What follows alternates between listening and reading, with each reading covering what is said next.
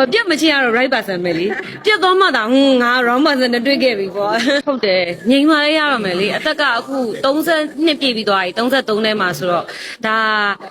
အရွယ်တစ်ခုရောက်နေပြီတည်ငြိမ်နေရတော့မယ်အရာပြည့်စုံနေဖို့အရန်တော်နေတဲ့သူအရန်ဂုံတိတ်ခါရှိနေလို့အဲ့လိုဖြစ်နေစရာမလိုဒါပေမဲ့တစ်ခုရှိတာအဲ့ယောက်ျားဒီဘလို့လူမျိုးဘလို့တန်းစားဘလို့မိသားစုကပဲပေါက်ဖွာလာပါစေတကယ်ကိုစိတ်သက်အဆင်တန်းမြင်မာတဲ့ယောက်ျားကောင်းဖြစ်ဖို့တော့လိုပါငွေကြေးအဓိကမကြောက်ဘူးလားဆိုတော့ချမ်းသာနေဖို့မလိုပေါ့နော်